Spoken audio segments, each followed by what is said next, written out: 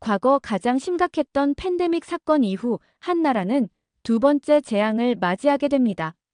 하지만 정부의 쓸데없는 고집으로 인해 미흡한 대처를 하게 되고 이 사실이 알려지자 태국 국민들은 분노를 하게 되는데요. 그리고 그 팬데믹 원인을 숨기려는 태국 총리의 태도도 논란이 되고 있습니다. 도대체 어떤 사건이 있었던 걸까요? 안녕하세요. 저는 미국 대학교에 다니고 있는 셀리입니다. 오늘은 국제관계학 수업이 있는 화요일이에요. 이 수업은 제가 가장 좋아하는 수업 중 하나죠. 국제 정세에 대해 배우는 게 정말 흥미로워요. 오늘 교수님은 평소와 다르게 두꺼운 자료 뭉치를 들고 계셨죠. 무슨 중요한 내용을 다루실 것 같은 느낌이 들었어요. 안녕하세요, 여러분. 오늘은 조금 무거운 주제를 다뤄볼 예정입니다. 첫 번째 슬라이드에는 팬데믹과 국제경제라는 제목이 큼지막하게 적혀 있었어요. 코로나19 이야기를 하실 것 같다는 생각이 들었죠. 기억하십니까? 코로나19가 처음 터졌을 때 관광업에 의존하던 국가들이 어떻게 무너졌는지 말이에요. 특히 태국을 예로 들어보겠습니다. 태국은 경제의 20% 이상이 관광업에서 나옵니다. 그런데 팬데믹으로 외국 관광객이 끊기자 경제가 완전히 마비됐죠.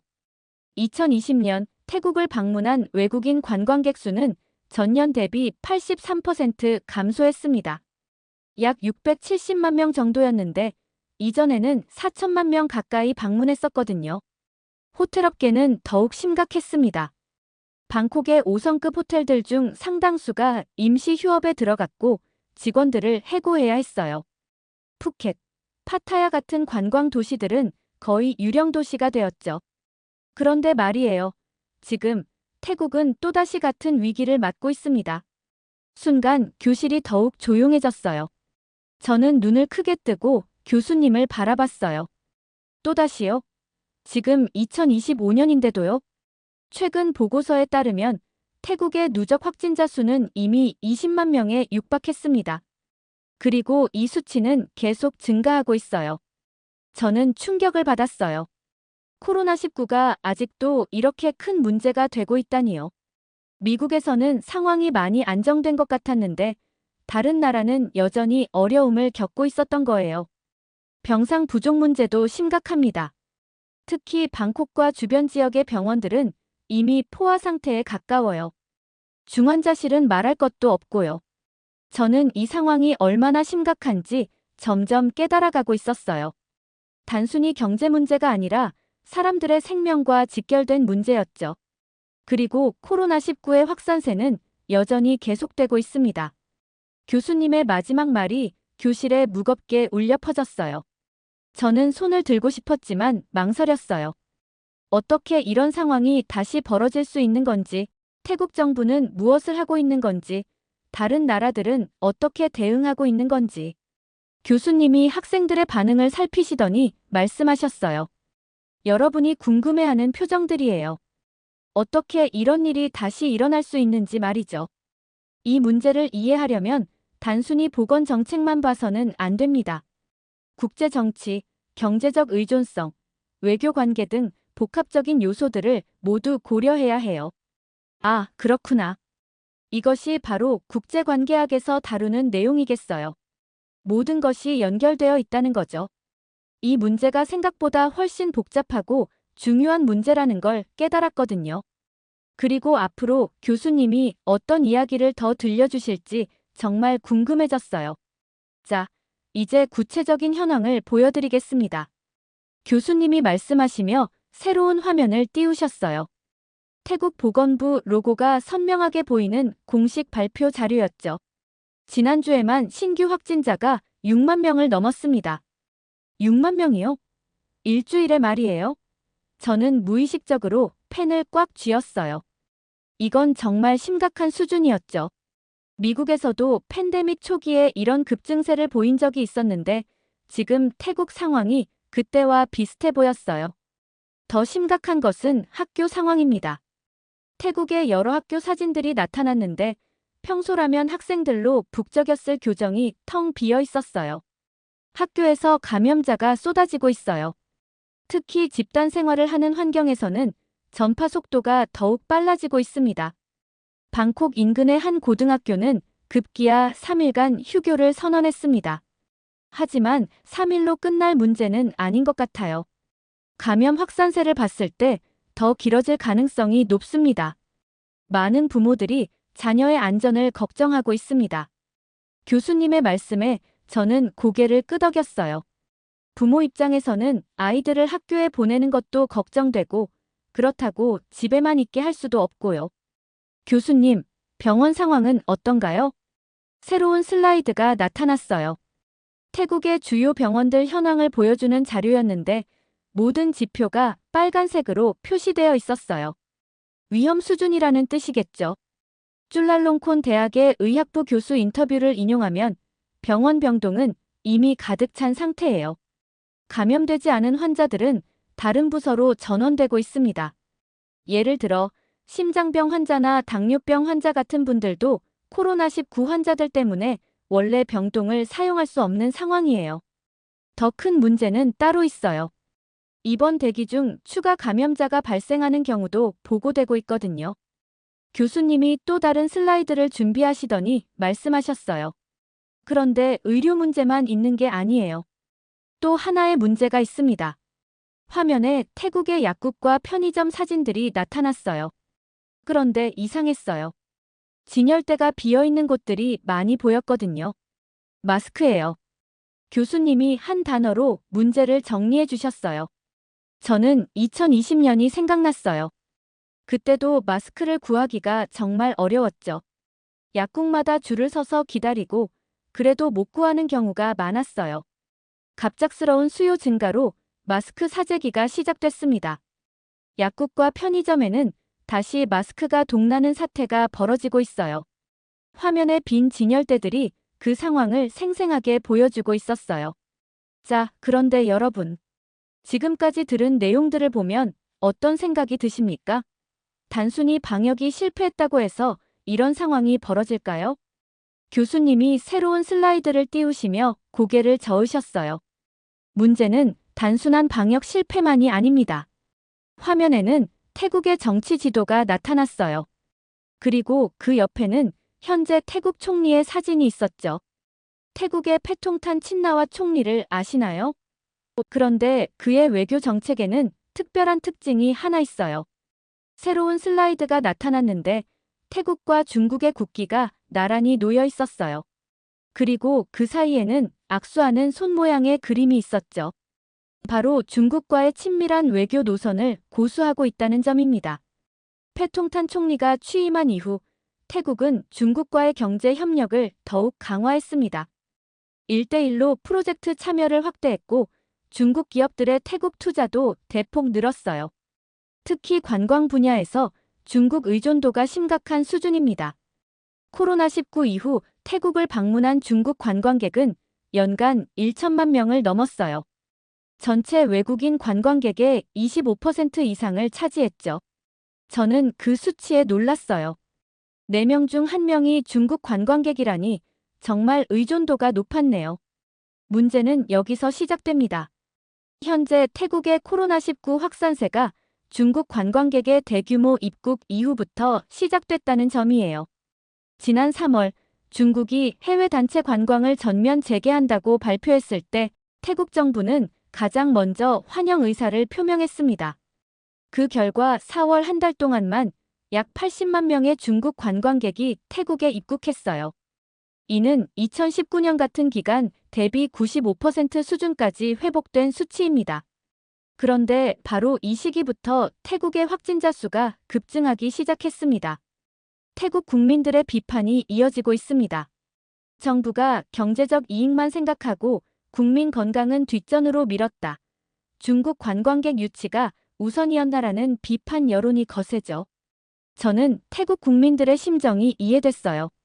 자국민의 건강보다 외국 관광객을 우선시했다고 느낄만 했죠. 더 놀라운 것은 패통탄 총리의 대응입니다. 이런 비판이 쏟아지고 있음에도 불구하고 그는 중국에 대해 단호한 발언을 하지 못하고 있어요. 교수님이 최근 총리 기자회견 영상 일부를 보여주셨어요. 기자가 중국 관광객 입국과 확진자 급증의 연관성에 대해 어떻게 생각하시느냐고 질문했을 때 총리는 여러 요인을 종합적으로 검토하고 있다는 모호한 답변만 했어요. 심지어 중국 외교부는 어떤 입장을 발표했는지 아십니까? 태국의 코로나19 확산은 자국과 무관하다. 이는 태국 내부의 방역 관리 문제라고 명시했습니다. 중국은 아예 책임을 회피한 겁니다. 그런데도 패통탄 총리는 아무런 대응도 하지 못하고 있어요. 왜 그럴까요? 앞자리 학생이 손을 들었어요. 경제적 의존 때문 아닐까요? 정확합니다. 바로 중국 자본에 의존하는 태국의 현실 때문이에요. 중국은 현재 태국의 최대 교역 상대국입니다. 2024년 기준 전체 교역량의 18.4%를 차지해요. 투자 부문에서도 중국 기업들이 태국 내 인프라, 제조업, 서비스업에 막대한 자본을 투입하고 있습니다. 특히 고속철도 건설 프로젝트의 경우 총 사업비 1조 7천억 바트 중 대부분을 중국이 투자하고 있어요. 이런 상황에서 중국에게 강경하게 나간다는 것은 태국 입장에서는 경제적 자살행위나 마찬가지죠. 교수님의 설명에 저는 복잡한 국제관계의 현실을 깨달았어요. 저는 노트에 중요한 부분들을 적어가며 들었어요. 그리고 이런 문장을 적었어요. 의존은 자유를 갉아먹는다. 자, 그런데 여러분, 이런 복잡한 상황에서 국민들은 정확한 정보를 얻고 있을까요? 태국에서는 지금 또 다른 심각한 문제가 벌어지고 있습니다. 새로운 슬라이드 화면에는 여러 SNS 플랫폼의 로고들이 나타났어요. 바로 가짜 뉴스의 확산입니다. 페이스북, 트위터, 틱톡을 중심으로 코로나19는 조작이다라는 음모론이 퍼지고 있어요. 특히 젊은 층 사이에서 이런 내용들이 빠르게 확산되고 있습니다. 화면에 실제 태국어로 된 SNS 게시물들이 나타났어요. 코로나는 정부가 만든 거짓말, 병원 숫자는 모두 조작 같은 글들이었거든요. 더 심각한 것은 이런 내용들이에요. 중국 백신이 세계에서 가장 효과적이다. 서구 백신은 부작용이 심하다는 근거 없는 주장들이 마치 사실인 것처럼 퍼지고 있어요. 불안한 상황에서 사람들은 자신이 듣고 싶은 이야기를 더 쉽게 믿게 됩니다. 특히 정부에 대한 불신이 클 때는 더욱 그렇죠. 그런데 문제는 여기서 끝나지 않아요. 태국 정부의 대응 방식도 문제가 되고 있거든요. 새로운 자료가 화면에 나타났어요. 태국 정부의 인터넷 검열 현황을 보여주는 데이터였어요. 정부가 불편한 기사와 유튜브 콘텐츠를 차단하기 시작했습니다. 코로나19 관련 기사 47건이 차단됐고 유튜브 영상 23개가 삭제 요청을 받았어요. 차단된 내용들을 보면 다양해요. 정부 방역 정책을 비판하는 기사, 병원 현황을 고발하는 의료진 인터뷰, 심지어 야당 정치인의 발언까지 차단 대상이 됐죠. 언론자유단체들의 항의가 이어지고 있습니다. 프리덤 하우스는 태국의 언론자유 지수를 작년보다 8점 하락시켰어요. 교수님이 특별한 영상을 준비하셨다고 하시더니 프로젝터를 조정하셨어요. 오늘 여러분과 함께 볼 영상이 하나 있어요. 태국 현지 블로거가 올린 내용인데 현실을 잘 보여줍니다. 정부는 모든 게 괜찮다고 하는데 제 친구들은 병원에서 치료받지 못하고 있어요. 영상 속에서 그는 여러 병원을 돌아다니며 상황을 보여줬어요. 긴 대기줄, 지친 의료진들, 마스크도 구하지 못해 천으로 얼굴을 가린 사람들까지요. 이런 상황에서 국민들은 무엇을 믿어야 할까요? 정부 발표도 의심스럽고 SNS 정보도 믿을 수 없다면 말이에요. 가짜 뉴스와 검열이 동시에 일어나면서 정보 혼란이 가중되고 있어요. 사람들은 더 이상 무엇이 사실인지 모르게 되는 거죠. 교수님이 학생들을 둘러보시며 물어보셨어요. 이런 상황이 방역에 어떤 영향을 미칠까요? 앞자리 학생이 대답했어요. 사람들이 정부 지침을 안 따르게 될 것 같아요. 맞아요. 신뢰가 무너지면 방역도 무너집니다. 아무리 좋은 정책이라도 국민들이 믿지 않으면 소용없거든요. 자, 이제 조금 다른 관점에서 접근해 보겠습니다. 과거를 돌아보면서 현재 상황을 이해해 봅시다. 여러분, 태국은 2020년 코로나19 초기에 한국의 K방역 덕을 크게 본 나라 중 하나였습니다. 구체적으로 어떤 도움을 받았는지 보겠습니다. 첫째, 진단키트입니다. 한국이 개발한 신속 진단키트를 태국에 우선 공급했어요. 2020년 3월부터 6월까지 약 50만 개의 키트가 지원됐죠. 둘째, 방역 장비와 물품입니다. 마스크, 방호복, 소독제 등을 대량으로 지원했고, 특히 의료진용 N95 마스크는 태국 의료진들에게 큰 도움이 됐어요. 셋째, 그리고 가장 중요한 것은 방역 매뉴얼과 노하우 공유였습니다. 한국의 3T 전략, 즉 테스트 검사, 트레이스 추적, 트리트 치료 시스템을 태국에 그대로 전수했죠. 당시 태국 보건부 장관은 한국의 도움 없이는 초기 방역이 불가능했을 것이라고 공개적으로 감사를 표했어요. 교수님이 당시 뉴스 클립을 보여주셨어요. 특히 한국의 정보 공개 시스템을 태국이 벤치마킹했습니다. 한국은 확진자 동선을 실시간으로 공개하고 일일 브리핑을 통해 투명하게 정보를 제공했죠. 이 투명성이 핵심이었어요. 한국은 확진자 수를 숨기지 않았고 병원 현황도 정확히 공개했으며 백신 접종률도 실시간으로 업데이트했습니다. 국민들이 정부를 신뢰할 수 있었던 이유죠. 태국도 처음에는 이 시스템을 도입했어요. 매일 오후 2시에 정확한 통계를 발표하고 병원별 병상 현황까지 공개했죠. 하지만 지금은 어떻습니까? 화면이 바뀌면서 현재 태국의 모습이 나타났어요. 병원 입구에 길게 늘어선 줄의 사진이었는데 정말 충격적이었어요. 이제는 병원 앞에 줄을 서야 진료를 받을 수 있습니다. 사진 속 사람들은 대부분 마스크를 쓰고 있었지만 서로 거리 두기도 제대로 안 되고 있었어요. 정말 위험해 보였죠. 더 심각한 문제는 이거예요. 대기 중 감염이 이루어지는 사례가 늘어나고 있어요. 병원에서 치료받으러 왔다가 오히려 감염되는 역설적인 상황이 벌어지고 있죠. K방역의 핵심 원칙들이 하나씩 사라지고 있어요. 신속한 검사. 지금은 검사 결과를 받는데 4일이 걸려요. 체계적인 추적. 인력 부족으로 제대로 이루어지지 않고 있습니다. 현장 대응도 느려졌어요. 2020년에는 확진자가 나오면 24시간 내에 방역팀이 투입됐는데 지금은 일주일씩 걸리는 경우도 있어요. 의료진 부족 문제도 심각합니다. 태국의 의사 1인당 담당 환자 수가 2020년 대비 40% 증가했어요. 간호사들은 번아웃으로 사직하는 경우가 늘고 있고요. 정보 공개 시스템도 후퇴했습니다. 한국은 지금도 투명하게 정보를 공개하고 있는데 태국은 오히려 정보를 통제하는 방향으로 가고 있어요. 예를 들어 한국은 지역별 확진자 현황, 병원별 병상 가동률, 백신 부작용 사례까지 모두 공개해요. 국민 누구나 실시간으로 정확한 정보에 접근할 수 있죠. 하지만 태국은 현재 기본적인 통계조차 제대로 발표하지 않고 있어요.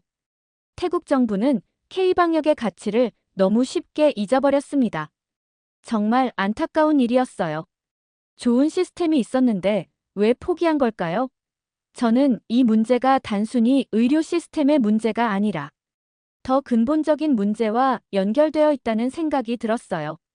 자, 이제 실제 사람들의 이야기를 들어보겠습니다. 영상 속에서 한 중년 남성이 작은 음식 가게 앞에 서 있었어요. 그의 표정이 정말 지쳐 보였어요. 이번 주만 해도 관광객이 뚝 끊겼어요. 송크란 때와 비교해 매출이 90% 줄었어요. 대출 갚기도 벅차요. 작년 이맘때는 하루 종일 손님들로 바빴는데 지금은 하루에 한두 명 올까 말까해요. 여러분이 보신 것처럼 현실은 참혹합니다. 하지만 더 이해하기 어려운 것은 이런 상황이죠. 국경이 닫히지 않았는데도 관광객은 급격히 줄었습니다. 5월 첫 주 태국 입국자 수는 작년 같은 기간 대비 75% 감소했어요. 이유는 간단해요. 국내외 모두 불안해하고 있거든요. 외국 관광객들은 태국이 안전하지 않다고 생각하고 태국 국민들도 외출을 꺼리고 있어요. 태국 정부는 외국인에게 안전한 나라라는 인식을 주지 못하고 있어요. 신뢰를 잃으면 회복하기가 정말 어렵거든요. 교수님이 여러 나라의 여행 경보 현황을 보여주셨어요. 미국, 일본, 호주 등 주요 국가들이 태국에 대해 주의 또는 경계 단계의 여행 경보를 발령한 상태였어요. 이런 상황에서 관광업계는 완전히 무너지고 있습니다. 호텔 객실 점유율이 15%까지 떨어졌고 항공편 취소도 잇따르고 있어요. 저는 그 숫자들을 들으며 상황의 심각성을 깨달았어요. 단순히 몇 명의 상인만의 문제가 아니라 산업 전체가 흔들리고 있는 거였죠. 경제에 미치는 영향은 더욱 광범위해요. 사람들이 다시 외출을 꺼리고 소비가 줄면서 경제 순환이 멈추고 있습니다. 관광객이 줄면 호텔, 식당, 쇼핑몰 매출이 떨어져요. 그러면 이 업계에서 일하는 사람들의 소득도 줄어들죠. 소득이 줄면 이분들도 소비를 줄이게 되고 그러면 다른 업종도 타격을 받게 되는 거예요. 정말 악순환이었네요. 하나가 무너지면 도미노처럼 다른 것들도 연쇄적으로 무너지는 거죠. 마치 과거로 되돌아간 듯한 상황이에요. 교수님의 마지막 말씀이 교실에 무겁게 울려 퍼졌어요. 자, 여러분, 오늘 우리가 살펴본 태국의 상황을 통해 무엇을 배울 수 있을까요? 화면에는 오늘 수업의 주요 키워드들이 정리되어 있었어요. 팬데믹, 경제 의존, 친중 외교, K방역, 의료 시스템, 경제 순환. 정말 복잡한 문제들이 얽혀 있었죠. 지금까지 우리는 여러 관점에서 이 문제를 분석해 봤습니다. 방역 실패, 정치적 의존성, 의료 시스템 붕괴, 경제적 타격까지. 모든 것이 연결되어 있다는 걸 확인했죠. 저는 고개를 끄덕였어요. 정말 하나의 문제가 아니라 여러 문제가 복합적으로 얽힌 상황이었거든요. 그렇다면 이제 중요한 질문을 해보겠습니다. 이 상황에서 국제사회는 어떤 역할을 해야 할까요? 그리고 태국은 앞으로 어떤 방향을 택해야 할까요? 저는 오늘 들은 내용들을 머릿속으로 정리해봤어요. 태국이 중국에 과도하게 의존하게 되면서 생긴 문제들, 그리고 과거에 한국과 협력했을 때 얻었던 성과들 말이에요. 저는 깊게 숨을 들이쉬고 말을 시작했어요. 한국과의 협력처럼 실질적인 방역 성과를 낸 파트너와 관계를 회복해야 한다고 생각해요. 지금 태국이 겪고 있는 문제들을 보면 정치적이거나 경제적 이익만을 고려한 외교의 한계가 드러나고 있어요. 중국과의 관계도 중요하지만 국민의 건강과 생명이 우선되어야 하지 않을까요? 2020년 K방역이 성공했던 이유는 과학적이고 투명한 접근 때문이었잖아요. 정치적 계산보다는 실제 효과가 검증된 방법들이었고요. 감정적 외교가 아닌 실용적 선택이 필요한 시기라고 생각해요. 맞아요. 정말 좋은 관점이네요. 국제관계는 단지 이념의 문제가 아니라 국민의 생명과 연결되어 있는 현실의 문제입니다. 특히 팬데믹 같은 위기 상황에서는 더욱 그렇죠. 정치적 셈법보다는 실질적 해결책이 우선되어야 해요. 다른 학생들도 의견을 나누기 시작했어요.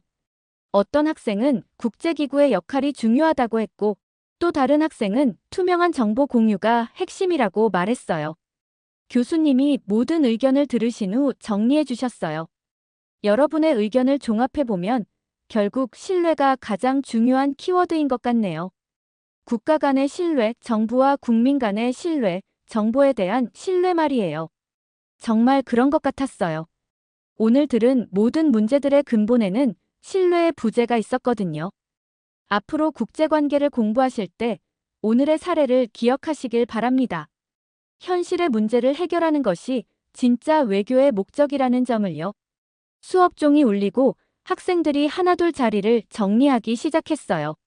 저도 노트와 펜을 가방에 넣으며 오늘 배운 내용들을 다시 한번 떠올려 봤어요. 강의실을 나서며 캠퍼스를 걸었어요. 늦은 오후에 햇살이 따뜻했지만 마음 한편으로는 무거운 기분이 들었어요. 지구 반대편에서 고통받고 있는 사람들을 생각하니까요.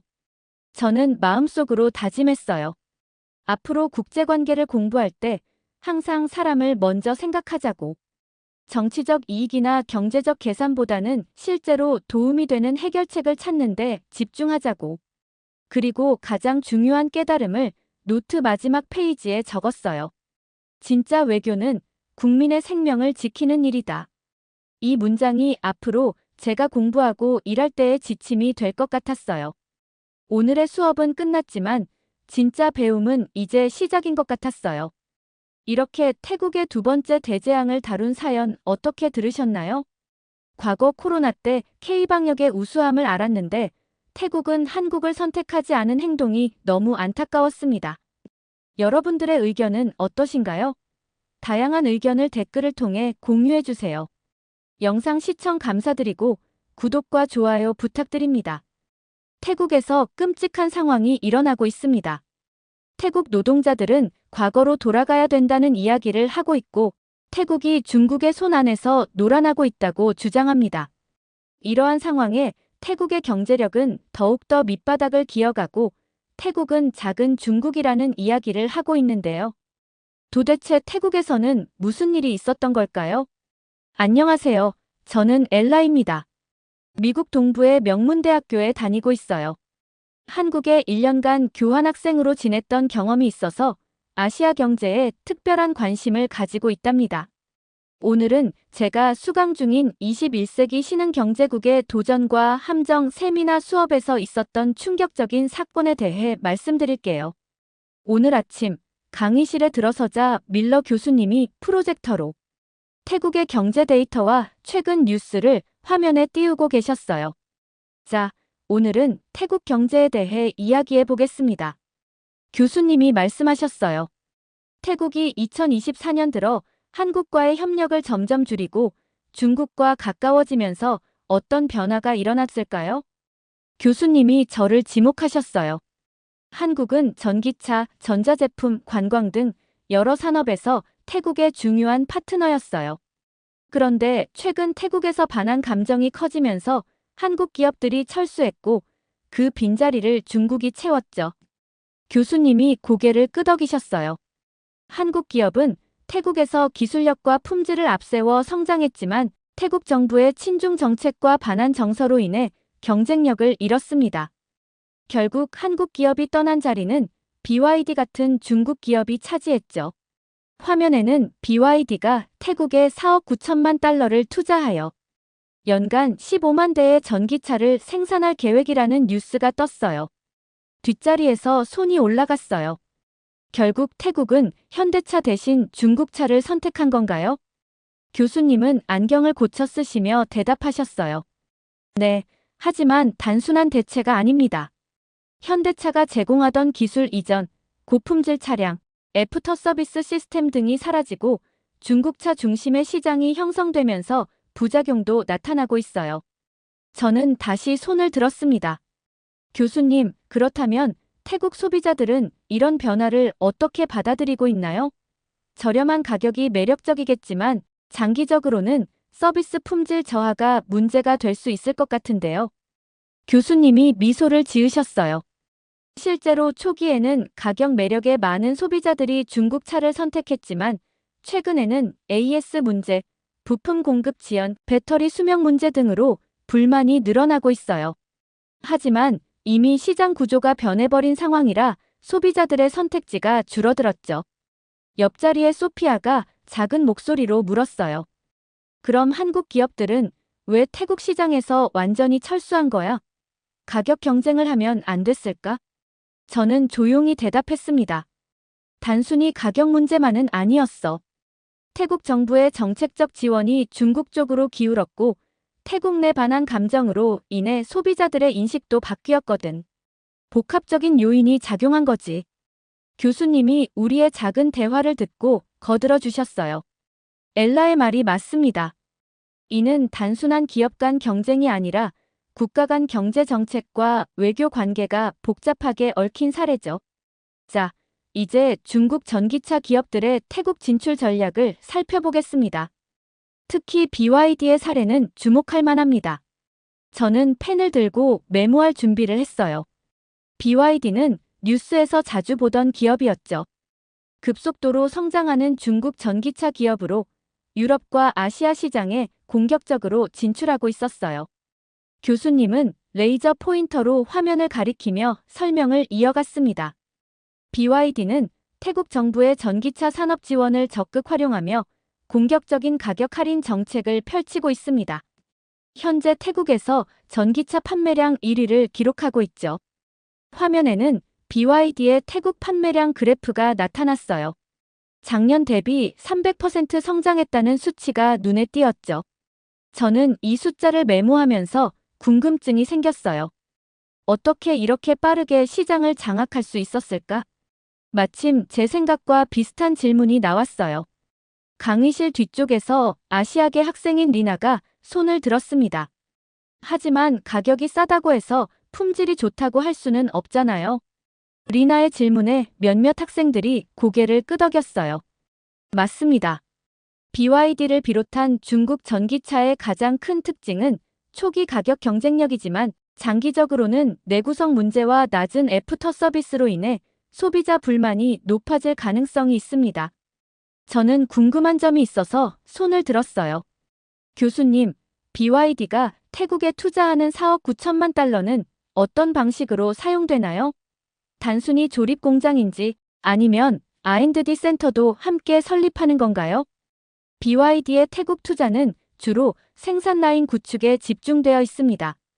R&D는 여전히 중국 본토에서 이루어지고 태국에는 완성차 조립과 배터리 팩 생산 시설이 주를 이룹니다. 이는 태국의 기술 이전보다는 일자리 창출과 생산 기지로서의 역할을 부여하는 전략이죠. 제 옆자리에 앉은 제이슨이 작게 말했어요. 그럼 결국 태국은 중국의 값싼 공장이 되는 거네. 저는 고개를 끄덕였어요. 한국 기업들이 있을 때는 기술 이전과 현지 엔지니어 교육에도 투자했다고 들었는데 중국은 그런 부분이 약한 것 같아. 교수님이 다시 강의를 이어갔습니다. BYD의 태국 진출은 단순한 기업 확장 전략이 아닙니다. 중국 정부의 1대1로 정책과 맞물려 있는 국가적 프로젝트의 성격을 띠고 있어요. 중국은 동남아시아 시장을 전기차 수출의 중요한 거점으로 삼고 있습니다. 화면이 바뀌며 지도가 나타났어요. 중국에서 시작해 태국, 말레이시아, 인도네시아로 이어지는 빨간색 화살표가 그려져 있었죠. BYD는 태국에 연간 15만 대 생산 능력을 갖춘 공장을 설립할 계획입니다. 이는 태국 국내 시장만을 겨냥한 것이 아니라 아세안 전체를 커버하는 전략이죠. 저는 여전히 의문이 남아 있었어요.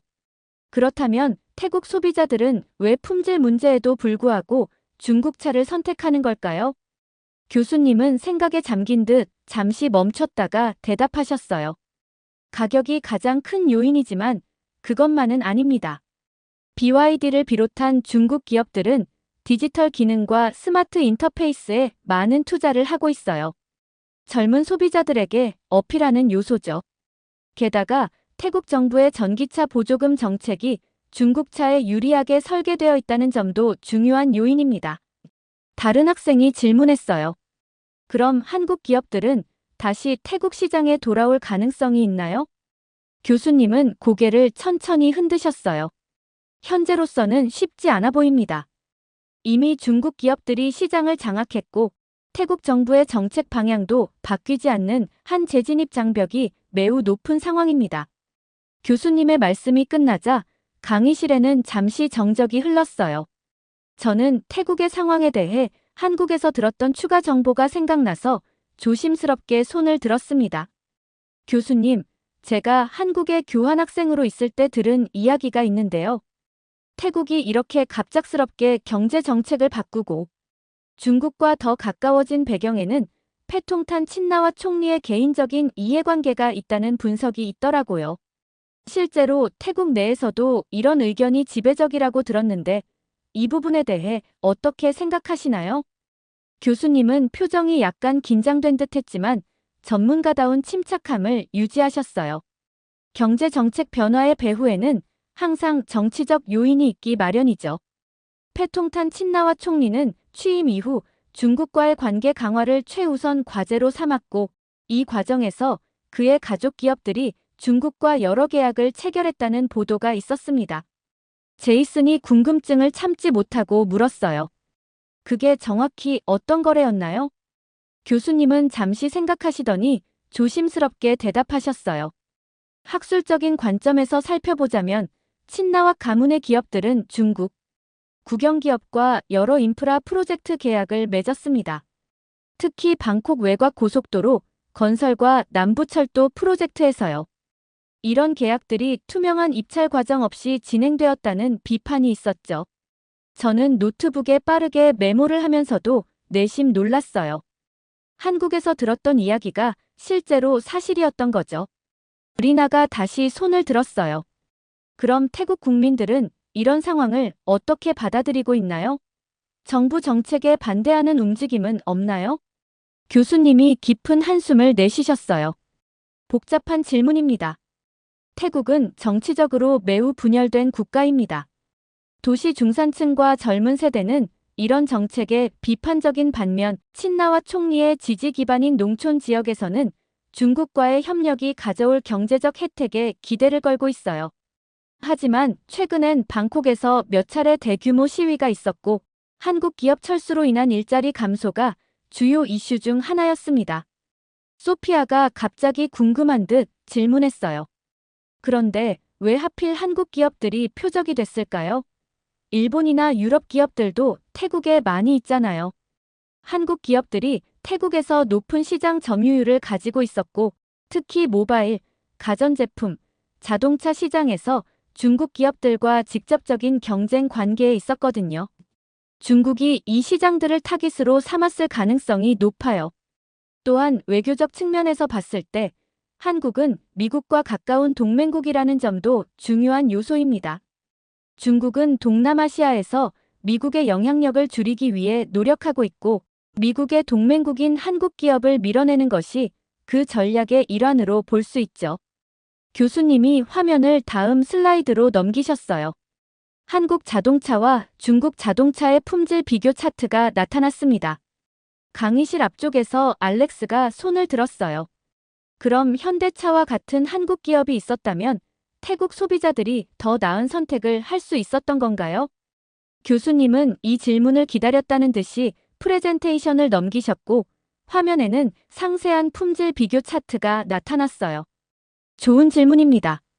이 차트를 보면 두 국가 자동차의 차이점이 명확히 드러납니다. 차트에는 한국 자동차의 장점과 중국 자동차의 단점이 비교되어 있었어요. 교수님은 레이저 포인터로 차트를 가리키며 설명을 시작하셨습니다. 한국 자동차는 긴 배터리 수명과 높은 내구성이 특징입니다. 또한 철저한 안전 테스트와 글로벌 신뢰도가 높고 우수한 AS 시스템과 부품 조달이 용이하다는 장점이 있죠. 그 다음 교수님은 중국 자동차 부분을 가리키셨어요. 반면 중국 자동차는 배터리 내구성이 낮고 화재 위험이 높습니다.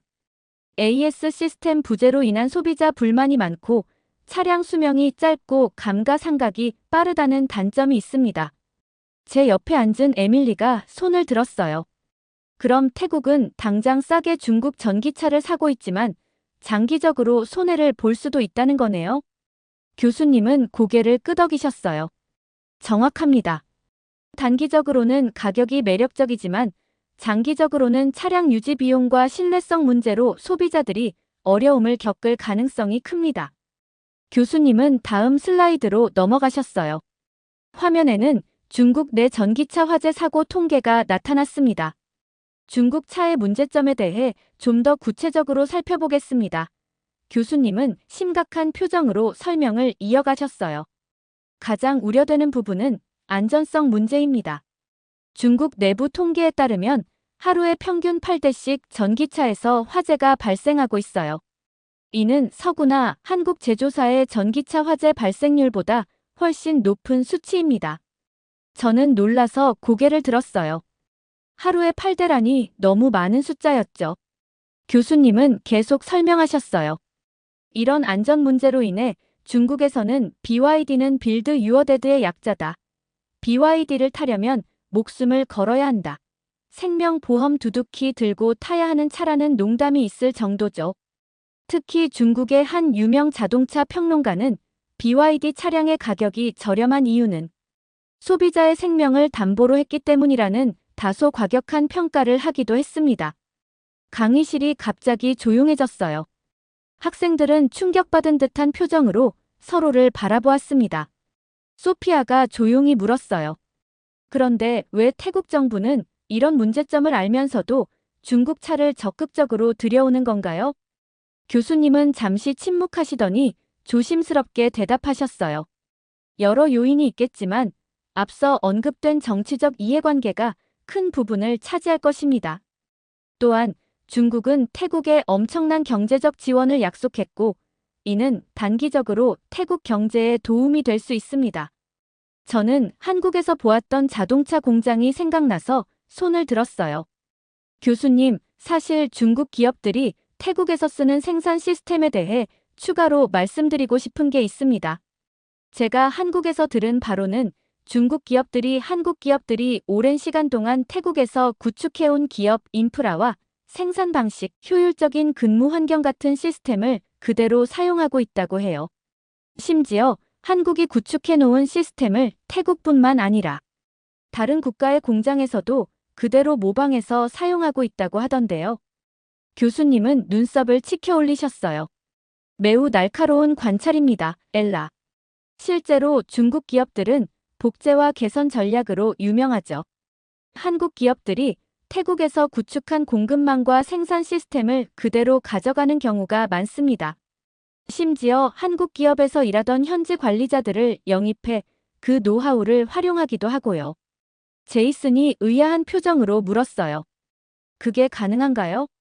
특허나 지적 재산권 같은 게 있지 않나요? 교수님이 설명해 주셨어요.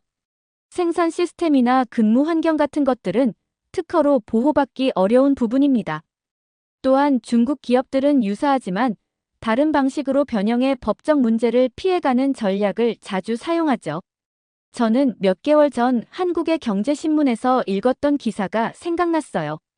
실제로 중국 BYD가 사용하는 생산 라인 배치와 품질, 관리 시스템이 현대차의 것과 매우 유사하다는 기사를 본 적이 있어요. 이런 건 기술 탈취로 볼 수 있지 않을까요? 교수님은 고개를 천천히 끄덕이셨어요. 국제 경제에서 매우 민감한 주제죠. 법적으로는 탈취라고 단정하기 어려운 부분이 있습니다만 한국 기업들이 오랜 시간 투자해 구축한 시스템을 단기간에 가져가는 것은 분명 윤리적 문제가 있어요. 이런 현상은 태국뿐만 아니라 베트남, 인도네시아 등 다른 동남아 국가에서도 관찰되고 있습니다. 교수님은 화면을 다시 바꾸셨어요. 이번에는 한국 기업들이 태국에 구축해 놓은 인프라와 생산 시스템에 관한 사진들이 나타났습니다. 또 하나 주목할 점은 중국 기업들이 한국이 오랜 시간 동안 태국에서 구축해온 기업 인프라와 생산 방식, 효율적인 근무 환경 등을 그대로 활용하고 있다는 것입니다. 한국 기업들은 지난 20여 년간 태국에 선진화된 생산 시스템을 도입하고 현지 노동자들을 교육시키는 데 많은 투자를 했습니다. 교수님은 다음 사진을 가리키셨어요. 보시는 것처럼 중국 BYD의 태국 공장 레이아웃은 이전 현대차 공장과 놀라울 정도로 유사합니다. 심지어 품질 관리 시스템과 작업 프로세스까지 거의 동일하죠. 이는 단순한 우연이 아닙니다. 저는 호기심이 생겨서 조용히 질문했어요. 그럼 중국 기업들은 한국이 쌓아놓은 기반 위에서 시작한다는 이점이 있는 거네요? 교수님은 고개를 끄덕이셨어요. 정확합니다. 중국 기업들은 처음부터 시작하는 것이 아니라 이미 잘 구축된 시스템 위에 들어서는 것이죠. 교수님은 다시 원래의 품질 비교 차트로 돌아가셨어요. 결국 태국 소비자들이 직면한 문제는 이렇습니다. 싸고 외형적으로 매력적이지만 안전성과 내구성에 문제가 있는 중국차와 상대적으로 비싸지만 신뢰할 수 있는 한국차 사이의 선택이었죠. 하지만 이제 태국 정부의 정책 변화로 그 선택지가 사라졌습니다. 리나가 손을 들었어요. 그럼 결국 태국은 한국 기업들이 쌓아온 기술과 시스템의 혜택은 누리면서 정작 그 기업들은 내쫓는 결과가 된 건가요? 교수님은 깊은 한숨을 내쉬셨어요. 정확한 해석입니다. 이것이 바로 오늘 우리가 토론하는 신흥경제국의 함정의 한 사례라고 볼 수 있겠죠. 단기적인 이익을 위해 장기적인 파트너십을 희생하는 전략은 결국 해당 국가의 경제 발전에 부정적인 영향을 미칠 수 있습니다. 교수님은 다음 슬라이드로 넘어가셨어요. 화면에는 태국 내 BYD 공장의 고용 현황 통계가 나타났습니다. 이제 중국 기업들의 고용 정책에 대해 살펴보겠습니다. BYD의 태국 공장 사례는 특히 주목할 만합니다. 차트를 보니 BYD 태국 공장의 직원 중 태국인 비율이 놀라울 정도로 낮았어요. 직원의 70% 이상이 중국인이었죠. 여러분이 보시는 것처럼 BYD는 태국 공장에서 태국인들의 일자리 창출을 하지 않고 대부분 자국민을 태국으로 불러와 일하게 하고 있습니다. 이는 일반적인 해외 공장 운영 방식과는 상당히 다른 접근법입니다. 제가 궁금해서 손을 들었어요. 그럼 태국 정부가 투자 유치 시 고용 창출을 조건으로 내걸지 않았나요? 교수님은 고개를 저으셨어요. 계약서상으로는 현지인 고용 비율을 50% 이상으로 유지하기로 되어 있었습니다. 하지만 실제로는 중간 관리자와 엔지니어 대부분을 중국에서 데려왔고 태국인들은 단순 노동직에만 한정적으로 고용되고 있어요. 소피아가 질문했어요. 하지만 현지 인력을 고용하는 것이 언어와 문화적 측면에서 더 효율적이지 않을까요? 일반적으론 그렇습니다. 하지만 BYD를 비롯한 중국 기업들의 전략은 달라요. 그들은 공장 내부에 작은 중국을 만드는 전략을 취합니다. 모든 매뉴얼과 시스템이 중국어로 운영되고 심지어 식당과 기숙사까지 중국식으로 운영됩니다. 제이슨이 물었어요. 그럼 기술 이전도 전혀 이루어지지 않는 건가요? 그렇습니다.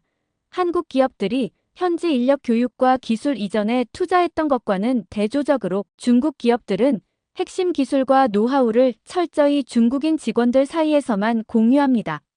이는 태국의 장기적인 산업 발전에 부정적 영향을 미칠 수 있습니다. 교수님은 다음 슬라이드로 넘어가셨어요. 이번에는 BYD 공장 주변에 형성된 중국인 커뮤니티 사진들이 보였습니다. 흥미로운 점은 BYD 공장 주변에 중국인 전용 상가와 주거 단지가 형성되고 있다는 것입니다. 이들은 태국 현지 경제와 거의 교류하지 않는 폐쇄적인 커뮤니티를 형성하고 있어요.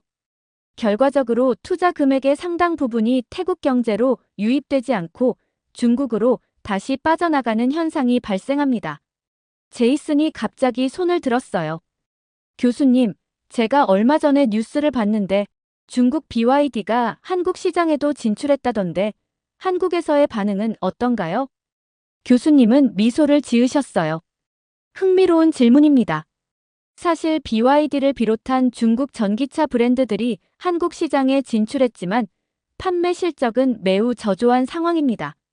한국 소비자들은 단순히 값싼 가격보다는 안전성과 브랜드 신뢰도를 더 중요시하는 경향이 있기 때문이죠. 특히 BYD라는 브랜드에 대한 부정적 인식이 이미 형성되어 있어 판매에 어려움을 겪고 있습니다. 리나가 궁금한 듯 물었어요. 그럼 태국 소비자들은 이런 문제를 인식하지 못하는 건가요? 많은 태국 소비자들도 이 문제를 인식하고 있습니다.